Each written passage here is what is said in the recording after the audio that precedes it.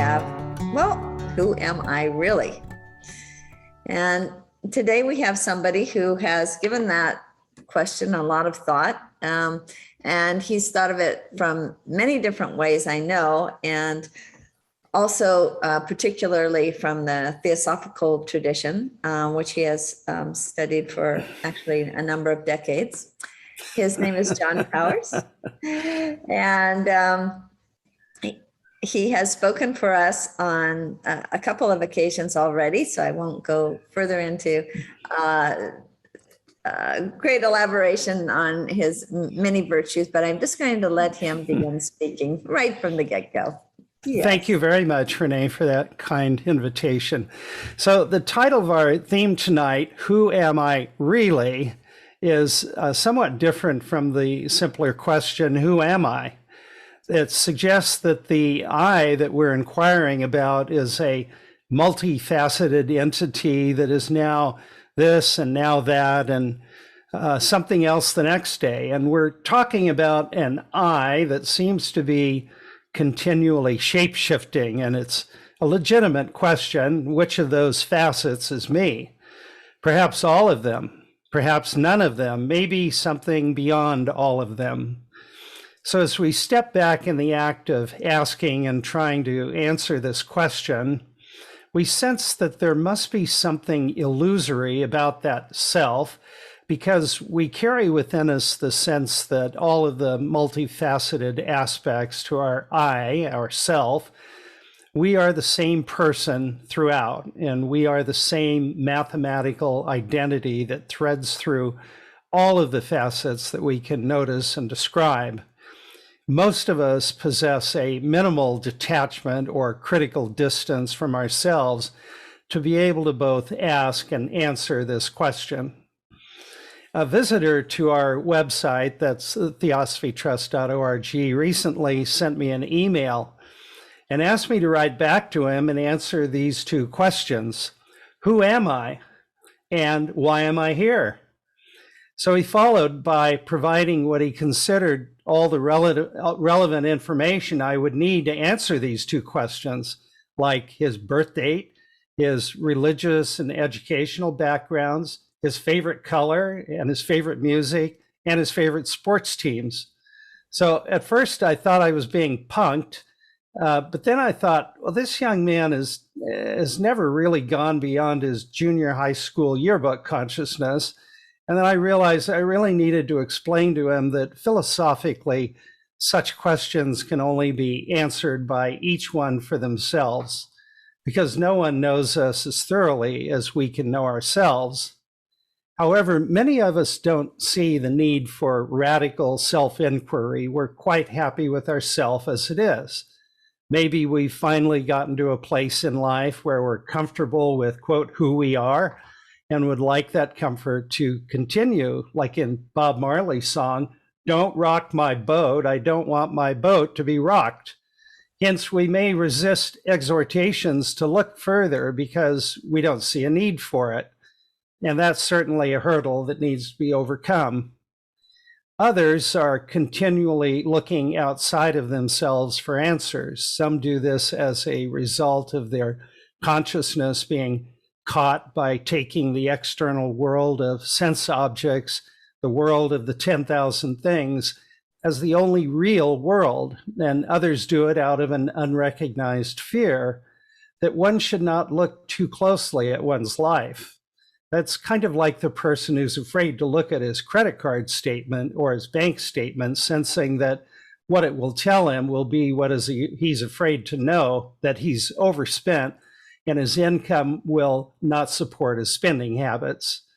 He's afraid that his illusions about himself will be shattered or at least uncomfortably shaken. So our approach to facing what karma has brought us through our own choices can be like this. Sometimes we don't want to face too directly the messes we have made in our lives, and so we find ways to distract ourselves and continue on with a complacent but false sense of who and what we are. This latter approach to avoidance of having to confront the crucial question, who am I, is definitely not a good one, as it creates further problems that have to be resolved either later in this life or in future lives. The crux of the matter is that at some point, the central question, who am I, must be confronted. It will never go away. It'll never resolve itself by accident or simply in the course of life. Each human being must confront the question by direct, deliberate thought, primarily because we're in a new age, the Aquarian age, in which we have to learn to use the faculties we're endowed with deliberately and self-consciously. Humanity has grown up and wants to keep growing up. And to keep pace with the rest of the race, we need to do likewise, because too many of us are chained by a claustrophobic sense of self, and in actuality are painfully alienated from our true selves. Unless we recognize that fact and do something to mitigate and counter our tendency towards merely automatic and reactive thinking, we can't free ourselves from the wheel of bondage to samsara. Unless we deliberately take steps to withdraw from identification with name and form through meditation, through abstraction and silence, through calmness and negating the illusions of the world and the false self, we will be unable to cooperate with the redemptive power of spirit. Mankind has been involved in a metaphysical fall, but there is potential redemption at the individual level. Hence, we need to look upon the whole of life as one giant school of experience wherein we have to learn the lessons presented to us by karma before we can move on. Theosophically, every human being is essentially a ray of light emanating from one single source, the pristine light of the Atman. That ground of our being cannot be encapsulated by the language and thought forms of the lower personal mind, but we are told by spiritual teachers to think of it as the self of all beings, that there is in reality only one self in the universe, that one self that has an incalculable number of reflections and emanations in the many beings that exist in it, giving us the illusion of the reality of separate beings. But all of these apparently separate beings have a common root and a common source, and they only appear to be separate and distinct, but in actual fact, they are connected at every point on the inner planes through sharing fields of matter and ideation. The whole of this universe is governed by the absolute law of harmony, which governs the action of every being in it. Nothing is or can be exempt from its decrees, hence we need to discern its operation. If we act in ignorance of karma, we bind ourselves to lives of suffering and pain. If we learn to work in accordance with karma, with universal harmony, we can learn to free ourselves from our self-enforced chains of delusion, of desire, of constricting thought forms, of over-involvement with matter, and lack of attention to the needs of the soul. We also need to learn that the persistent asking of the question, who am I, actually raises us beyond the boundaries of the personality. This is a crucial point to remember. The determined effort on our part to ask that question over and over again, each time with perhaps greater intensity and greater honesty, builds on our foothold on a higher plane of consciousness that is beyond that of the lower mind. It is the real beginning of the quest for authentic self-knowledge. Every effort to turn inward, turning away from the fields of differentiated perceptions, of sights, sounds, of discontinuous thinking, produces a distinct change in the relationship between the higher self within and its lower vehicle, what we usually think of as our self. It gives an opportunity to that greater self to take control over its vehicle, and to use it for the purposes for which it actually came into existence. Further, we have to learn to see these things from the point of view of the soul rather than from the point of view of our personal nature. In other words, if we're to realize our true identity, to get to the core of the who am I question, we have to first assume or take the position that we are, in fact, an immortal soul that goes from life to life learning and gathering experience. In other words, we have to recalibrate our sense of I by negating the thought that we are, in fact, this personal being, Mr. So-and-so or Miss or Mrs. So-and-so, with a particular history and memories. If we are immortal souls, dimensionless monads that can't be burnt by fire or destroyed by any means outside of them, we have an everlasting memory that we carry throughout the vastitude of human evolution, in which is stored the wisdom we have garnered over thousands of lifetimes. That is the wisdom of the soul. As monads, we have the capacity to reflect the entire universe. We can not only make every object in the universe an object of knowledge, we can also make of ourselves an object of knowledge. That is, we can create a critical distance between ourself as a subject and ourself as an object of study.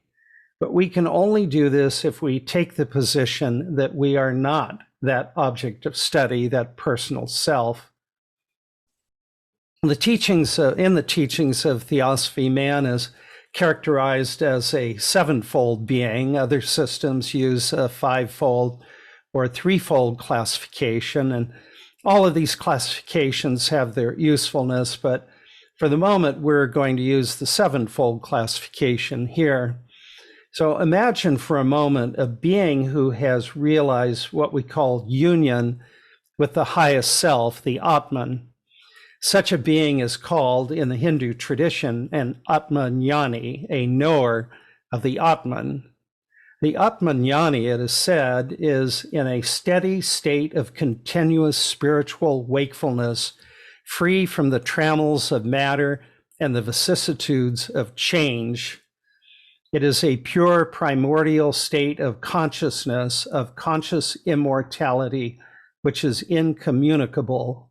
It can neither be described nor characterized, but it is approached to some extent whenever we empty out, when we negate and we question.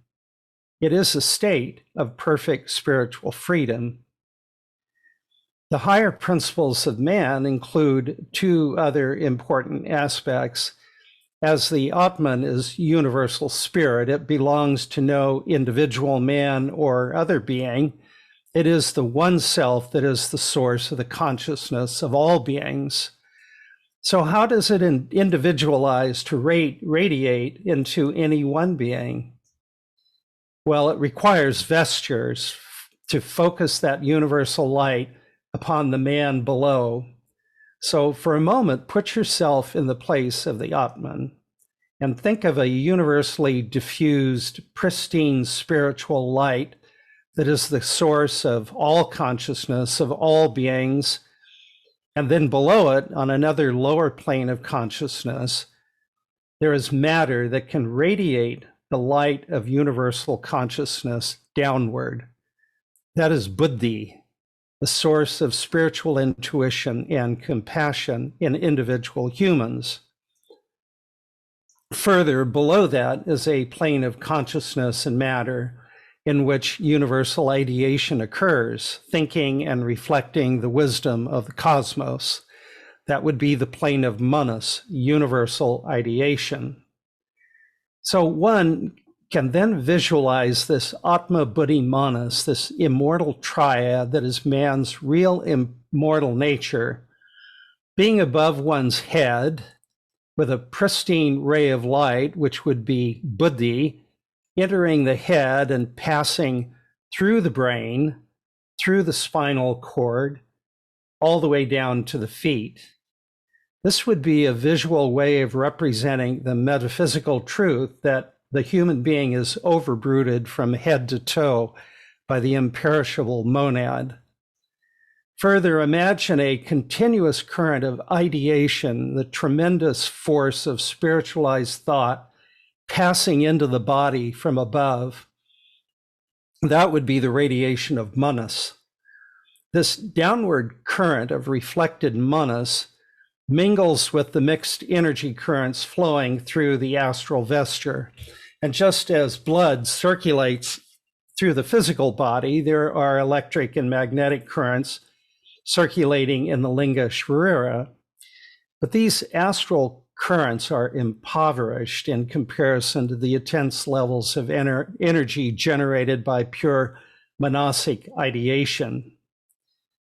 Manas can be understood here as the essential ability to separate oneself through self-consciousness from the hooking points in the astral vesture. The process of regaining access to the higher energy fields of the monad is accomplished through abstraction, withdrawal, and detachment from the field of externals.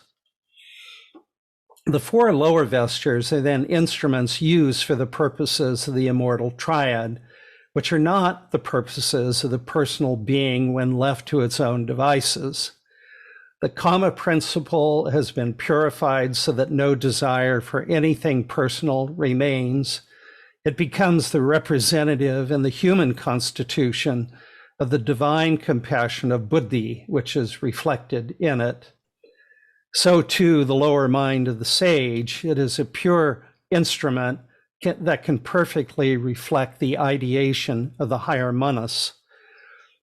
The astral vesture becomes the pristine vehicle of the energies of the prana and provides a locus and mobility and makes possible the sacrificial work of the bodhisattva on the inner planes to help on mankind.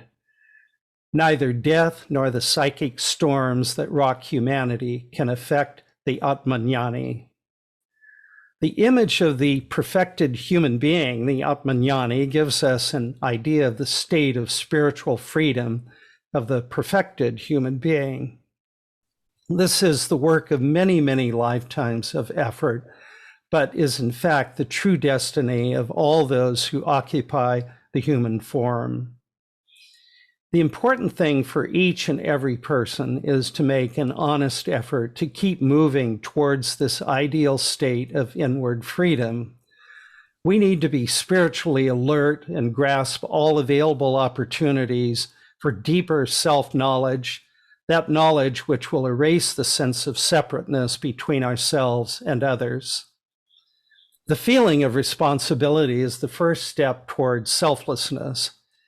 All spiritual teachers promulgate what everyone already knows at some level, that everything adds up, that nothing is lost, that no one can evade responsibility for anything. Great teachers descend amidst humanity so that a second birth is possible for the disciples who are ready. This profound awakening of spiritual consciousness takes place at inflection points in human evolution. Universal traditions teach that the karma of the whole of humanity for the duration of an epoch is nobly assumed by one of the brotherhood of sages who comes into the world and becomes responsible for the progress of humanity during a cycle of awakening. So we might ask, what does it mean to be responsible for an age and to be responsible for the whole of humanity? This is an awesome and staggering conception. How could it even be sensed by someone who refuses to recognize their responsibilities, their errors, and the future consequences to be faced? In general, an awareness of individual responsibility is the mark of a manasa, a thinking being and a moral agent. Though we can't put everything right in this life and all the people one has affected are no longer around or alive, still some things can be rectified right now. It's possible to clean up our karmic record significantly without any clues to the complex mathematics of the cosmos. It's a waste of time and energy to fret over the past, as it's already part of our present makeup. Every cell of our being carries the imprint of every thought, feeling, emotion, word, and deed that we've emanated in this life. Instead of idle regrets, it is possible to use the gospel of gratitude to transmute every precipitation of karma into an avenue for fundamental growth through courageous self-correction. Thank you. And that was so beautifully thought through for all of us. You gave us so many hooking points. It's so hard to figure out even one to start us on. I was going to ask him, near the beginning, he spoke of ourselves as a mathematical entity. I think you used that phrase. And I wondered what you meant by that. That's actually a subtle reference to Leibniz's monadology, in which he calls the monads like mathematical points. So they're dimensionless. They don't have any axes of up or down, left or right, north, south, but they occupy positions in, so to speak, metaphysical space, like a mathematical point can occupy a position in either 2 or 3 dimensional space. So really nothing more than that, other than it carries with it the idea that it remains itself and nothing else. It's unchangeable and it's irreducible. You can't divide it up. It's indivisible. And it seems to be somehow related to this idea. You spoke of each of us as a ray. And we're all rays from one source. And yet, we're each a ray.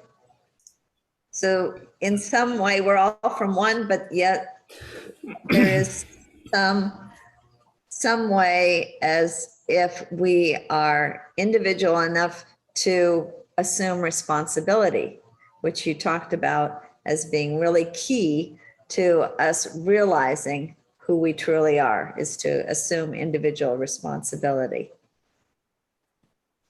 And so you're talking about a mathematical entity, you're talking of, or a point, and you're talking about a ray.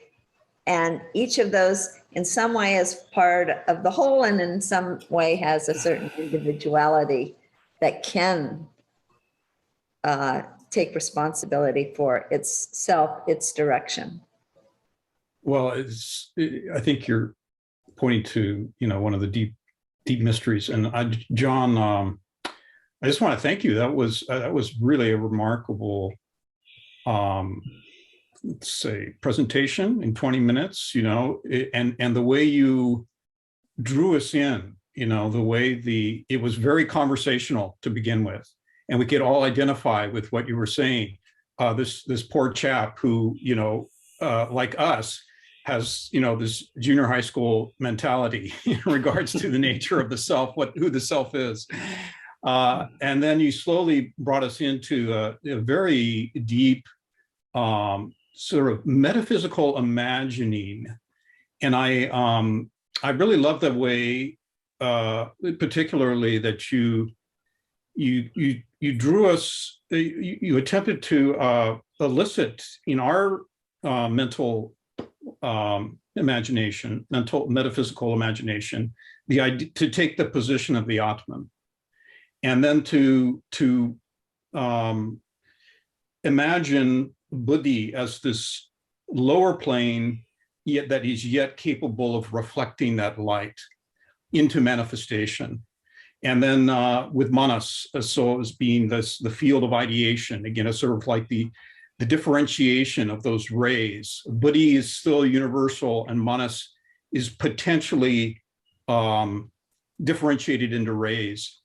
So it's just I just found that transformative and beautiful. And then you also you brought in the idea of the Atmadhyani, right? That there are beings who have not only realized the nature of the self, but perpetually, you could say, founded in that state of consciousness, and who are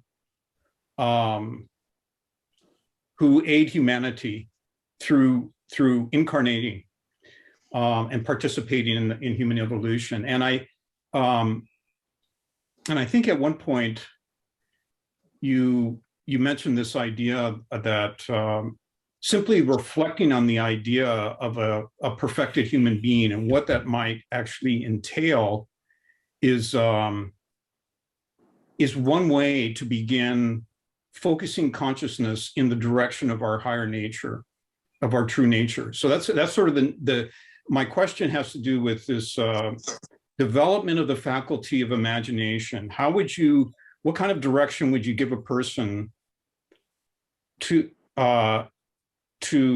wanted to embark on this journey of realization, in terms of trying to imagine what that state of consciousness and what such a being would be like? Well, thanks for all the wonderful, kind comments, Kirk. I think we can end the meeting. Isn't that what someone does at the end of a meeting, is say all those things? Sorry, I couldn't wait. Okay, that's all right. We'll replay it. She's recording it. So, I mean, I think probably the best approach, because we are not that familiar with the state of the Atmanjani, the sage, is to point to a description that is used by millions, billions of people around the globe, and in the Bhagavad Gita, the portrait of the self-governed sage. And it's such a beautiful portrait that that's something that could be meditated upon and used as a touchstone for gauging one's own actions and the direction that one wants to go in, the kind of person that one idealizes, the kind of person that one gradually comes to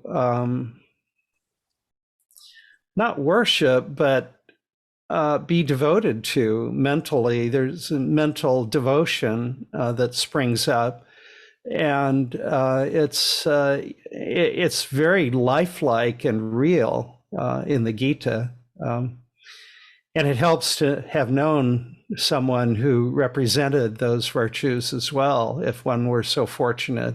Robert Moore? John, what do you think of the statement that people need their illusions?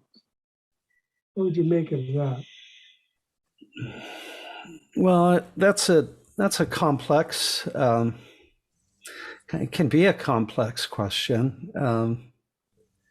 So I'm familiar with the with the statement too, and one immediately begins looking at one's own illusions to see, how much do I need this?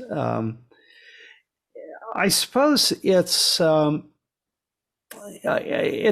protective device in a way that it prevents one. For example, if someone had some illusions about their athletic skills and they wanted to go try out for the basketball team, but they were really rather clumsy and uncoordinated and very slow and etc., and they couldn't even hit the rim of the basket.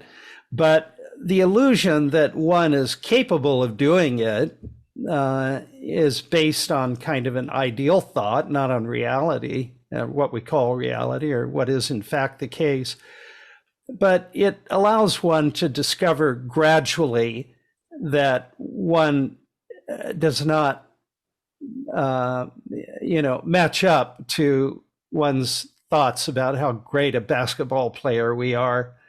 So it allows us, in a way, just take that as an example, it allows us to grow beyond our present sense of self slowly, We're not shattered. We don't go into reverse. It allows us to shed our misunderstandings, our ignorance gradually, rather than iconoclastically having it, the whole thing be shattered for us, which can be damaging to the psyche. Because the psyche needs to grow and strengthen. It needs to become invulnerable to the titanic forces. It needs to become something that can be used by the immortal self for its purposes. And it needs to be strengthened with knowledge and with the sort of the well springs of love and compassion, rather than the despair of, being subjected to awful crashes in our self-identity, because people break down. The psyche can break down. There's a whole, industry sprung up around psychic breakdowns. And those are always complex and always involve some, problems with illusion and delusion. But I guess my question's maybe a little bit of a different angle on the same idea. But I was thinking, John, all of us have had an experience out in nature, say watching a sunset or taking a hike in a forest or up in the mountains or whatever, and had this feeling of oneness with nature and the joy that experience elicits in us, that euphoria. And yet it seemed to me at the beginning of your talk especially about the credit card analogy, that one of the big obstacles to experiencing this higher self that you described is fear. But actually it seems that the experience, once one actually does experience this higher nature of ours, there's joy associated with it. So why is there so much fear? Good question, Cliff. When we ask ourselves why we are afraid, for example, when we first begin the practice of meditation, why is it that we might resist it? Why is it that we don't want to dive into it? We're not eager. We have to drag ourselves kicking and screaming to our room and turn off, the computer, the iPhone, all the distractions, and face ourselves. So what's the source of the fear there? Well, there's several things. One is that the strength of that resistance to looking within, the strength of the fear, is probably directly related to the intensity of the avoidance of meditation, for example, in previous lives, or the avoidance of searching out one's spiritual path or one's spiritual nature, trying to, avoid the whole thing. And over lifetimes, and we know that, or we've heard, I should say, that the karma of this lifetime is influenced most strongly by the previous 3 incarnations in particular, that when we've done that kind of behavior in previous lifetimes, it produces a very strong effect in this lifetime, so that we find ourselves unable to meditate or afraid of meditating, really, because of facing the darkness. So we're afraid to let go of what is familiar. We've gotten used to this self that we've generated and created. And the thought of letting it go for what? It's mostly described in terms of negation, it's not this, it's not that. It's not involved in all the exciting things that we love about the world. It's a wholly different realm of ideation and activity. So, yeah, it's a tough problem, Cliff. What exactly the root of the fear is? Like I said in the beginning, everyone has to figure out these questions on their own. There are no universal answers for everyone, but we all have, I assume, we all have our fears of, letting go of that self. Otherwise, we'd probably find it much easier, to do so. But we have to grow out of it gradually, I believe. Although I think we can probably do more than what we are doing. I think we as W would say, we misunderestimate ourselves. Thank you very much. One thing you said, I have a question about. One thing my teacher, I asked my teacher once, so what happens once you get realized, once a person reaches realization? And he said, then you work on others. You work to help others. And it's a Hindu equivalent to the Buddhist concept of bodhisattva, is that, you don't choose to leave and never come back. You choose to return to help others. And that, and somebody asked, I think it was Thich Nhat Hanh once, how many bodhisattvas are there? And I think it was Thich Nhat Hanh once again who said, as many as there are stars in the sky. The idea that so many people, so many beings are here to help so many other beings. We're all in this together. We all work together. And then I wonder how you would connect that, or whether you disagree with that, with the concept that you mentioned, the idea of one person chosen to be kind of the overseer to guide people's evolution. That seems to be kind of inconsistent with what my teacher and what Thich Nhat Hanh said. And I'm wondering how you might put those together. Well, excuse me. So I need to just clarify one thing.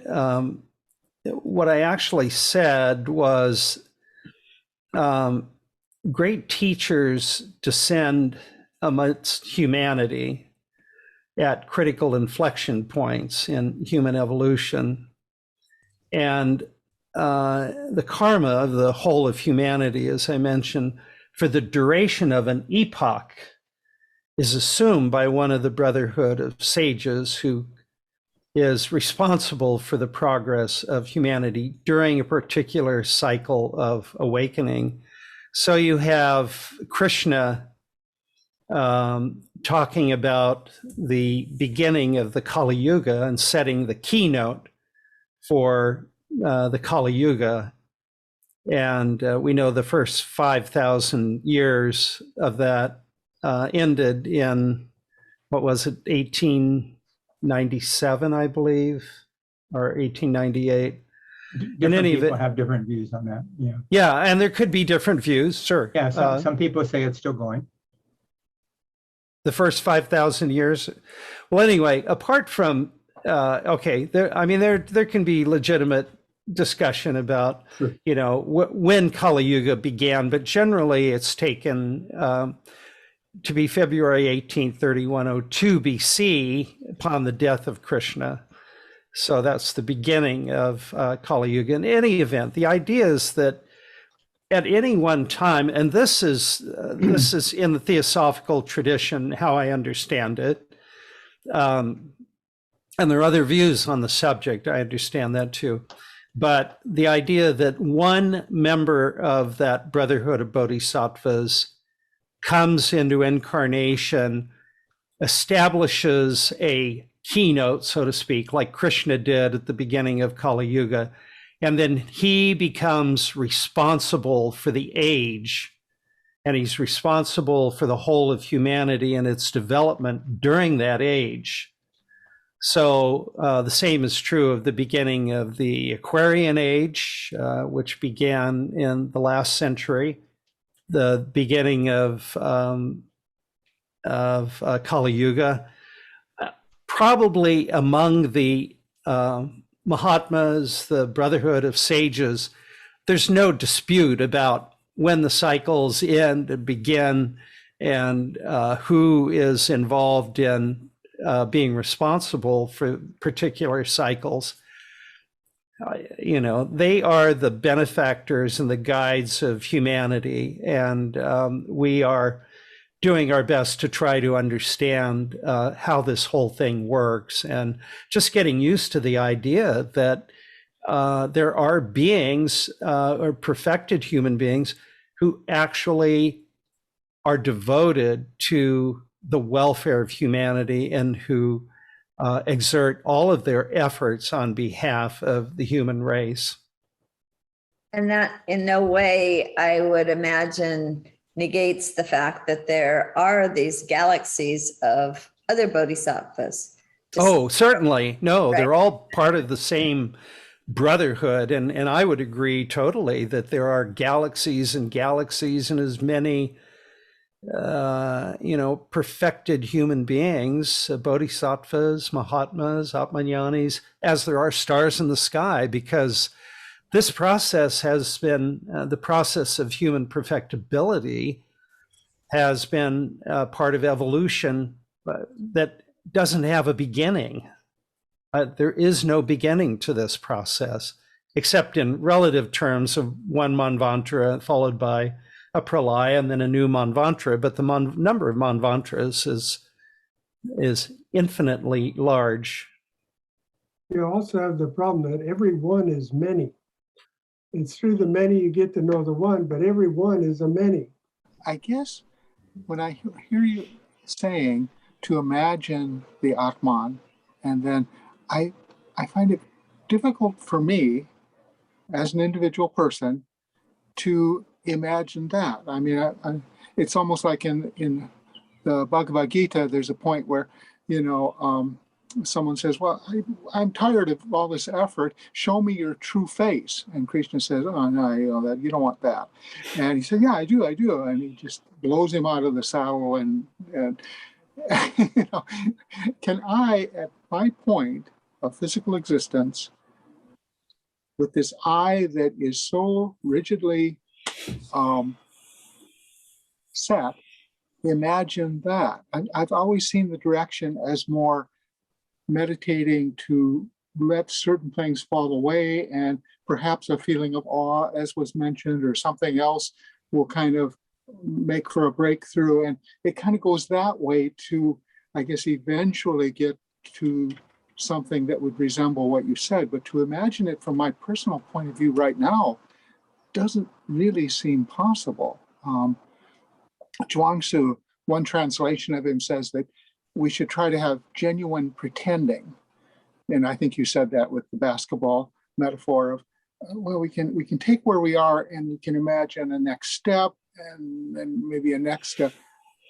That direction seems understandable. The one you first gave, is that a form of meditation to examine that state of complete oneness? I'd like to hear what other people have to say about the point that he just raised. Go ahead, David. All right. I just hearkening back to the question that Renee wanted to dive a little more into about Robert's question about, do we need illusions? And I think they are, and I may be just mirroring some of the thoughts, but to keep it out of the esoteric domain, I think that there is a maturation process, maturation, evolution. Those words have been used a lot in this discussion. And I think that individuals and the race need to take these baby steps. And illusion is what keeps us maybe from that view of the Krishna's true face. And I think we're at that time, you see the Course in Miracles emerge, and Marianne Williamson's presentation of that, and her notion about that our greatest fear is not our inadequacy, but it is our own brilliance. And I think it's just too much bright light will cause a disruption. It's like, imagine trying to go from where we're at into a full back bend cartwheel. If we're really not prepared for that, the system will break. And I think there's this systematic notion of the next step, the next step, the next step. So yeah, I think illusions are that for us. It's one of the many tools that we might use. Maurice? Yes, I think we can. It's kind of like the dialectic between the ideal and the real. So the ideal might be a bodhisattva, or it might be an avatar like Krishna, where one can meditate on their wonderful qualities. And it's not just kind of a meditation on qualities, but it's kind of a magnetic pull of the heart as well as the mind. Realizing, of course, that it's an ideal, and the ideal we can define as truth at a distance. But it's important to have an ideal because it's like a beacon light, like a lighthouse. You might not get to the lighthouse, but you want to steer the ship in that direction so you don't go off in your meditations or your thoughts, which in another direction. Yet at the same time, it's very true that that's not where we're at. So we just strive to make the ideal very slowly, with a lot of awakenings, a few misfirings, self-corrections over many lives. But we hang on to the ideal as the lighthouse. And Gandhi made that distinction between absolute truth and relative truth. So that might be helpful in reconciling this idea that, you're not going to be able to imagine and realize operating at the highest universal level of consciousness is, especially being embodied at this point. But it's important to have that ideal, or to make a vow, as Gandhi did, incidentally, so that you have a lighthouse, a frame of reference, so to speak. So with whatever realizations and misfirings and progressive awakenings one can have, one can keep that, especially if one can do it through more than one life.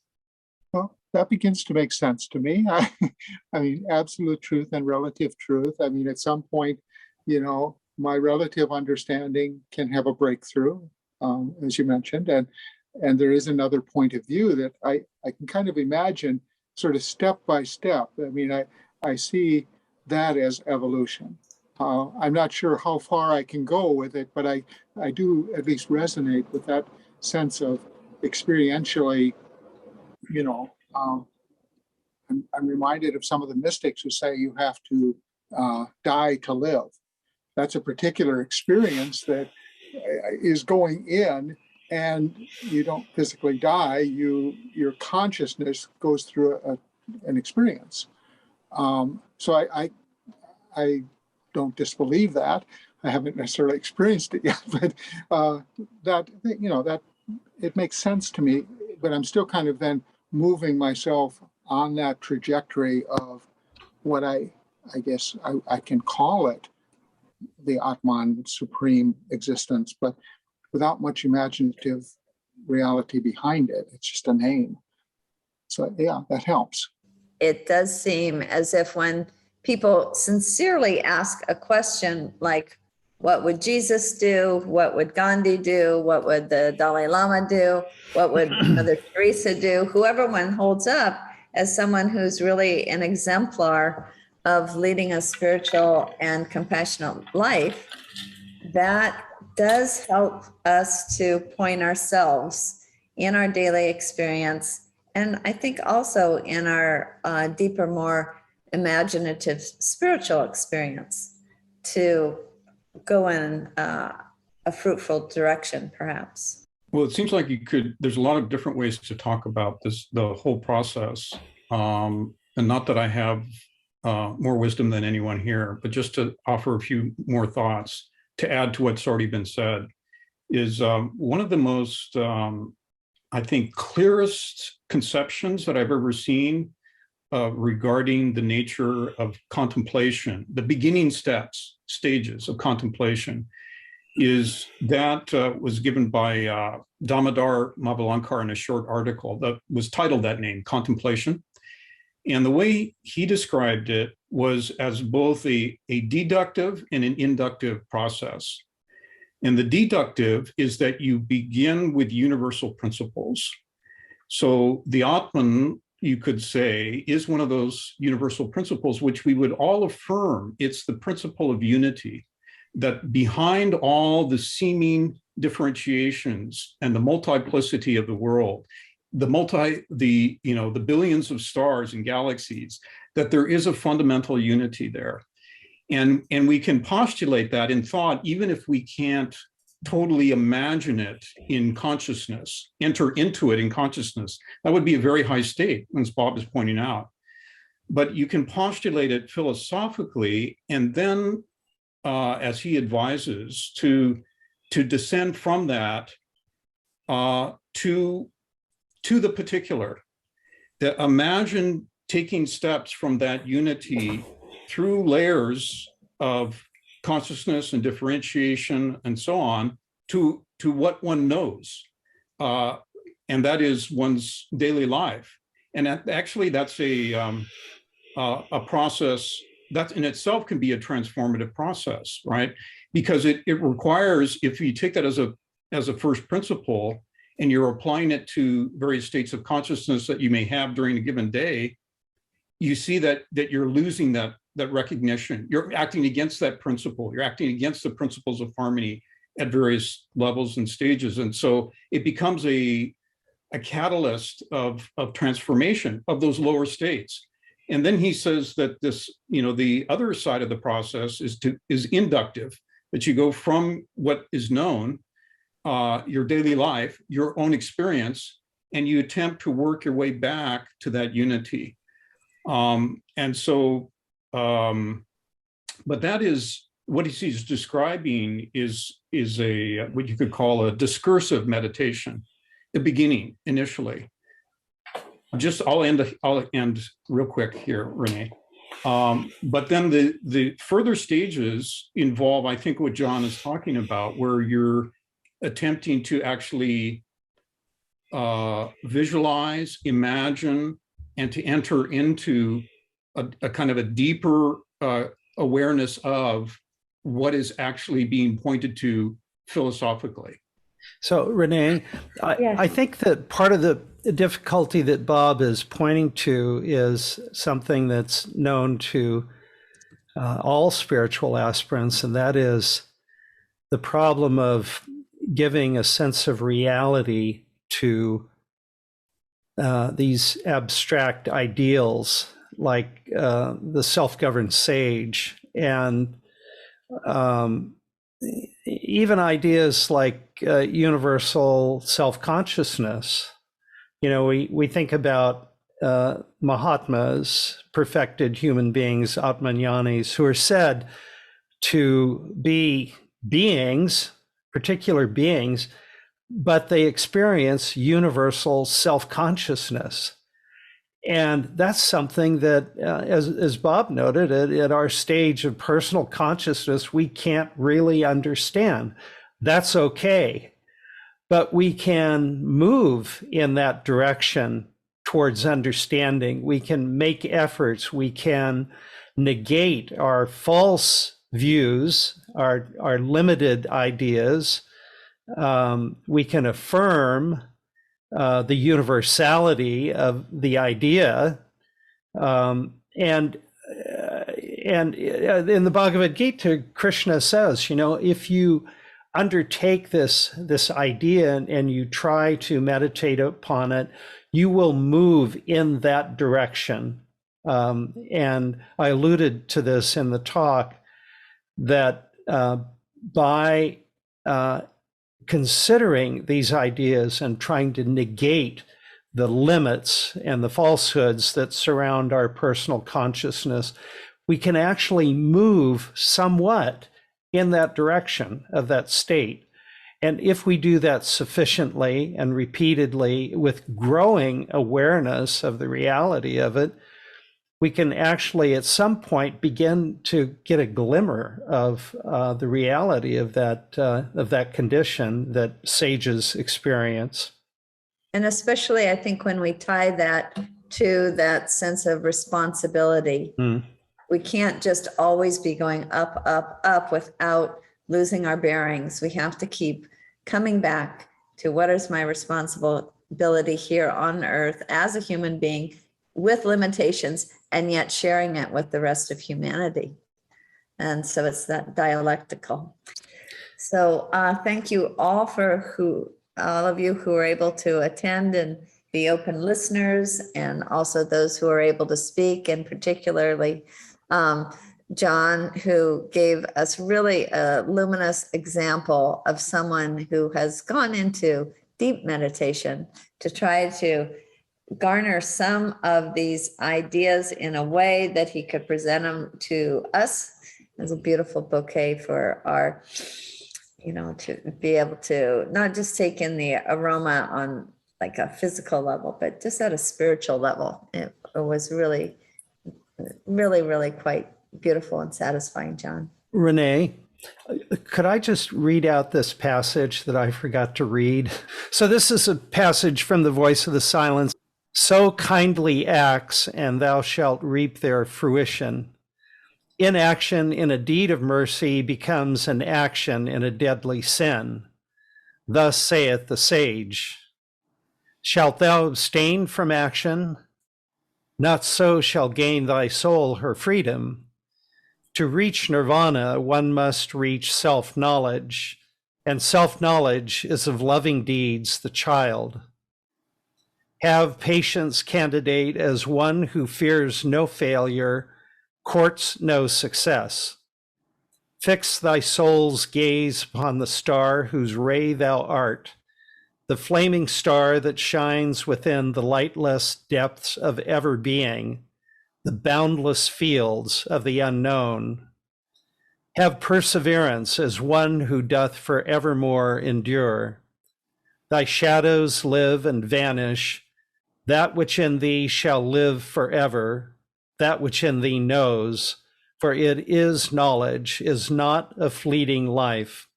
It is the man that was, that is, and will be, for whom the hour shall never strike. Perfect, John. Thank you so much. Thank you, Thank you, John. Renee. Thank you. Oh, thank you.